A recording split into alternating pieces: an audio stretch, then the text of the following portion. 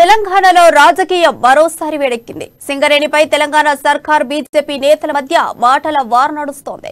తాజాగా సింగరేణిపై BJP MLA Etela Rajender కీలక వ్యాఖ్యలు చేశారు. సింగరేణిని 10,000 కోట్ల అప్పుల్లోకి కేసీఆర్ ప్రభుత్వం నెట్టిందని ఆగ్రహం వ్యక్తం చేశారు.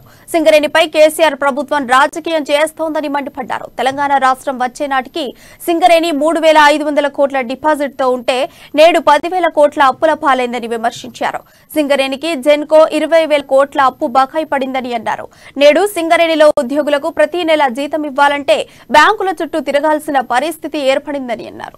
ప్రభుత్వం సింగరేణి మహారాష్ట్ర కోల్ ఫీల్డ్స్ వాళ్ళ ఆధీనంలో ఉండే కావచ్చు, దేశవ్యాప్తంగా ఏ రాష్ట్ర ప్రభుత్వాల కంట్రోల్లో ఉండేటువంటి కానీ కేంద్ర ప్రభుత్వ ఆధీనంలో ఉన్నటువంటి వాళ్ళు కానీ వాళ్ళు కనుక నేరుగా కోల్ మినిస్ట్రీ కనుక అప్లై చేసుకుంటే 14% ఆదాయంలో కనుక ప్రభుత్వాలు కడితే డైరెక్ట్ గా ఇచ్చే అలొకేషన్ ఉంటుంది. No question of tender. మూడో పద్ధతి ఏంటి?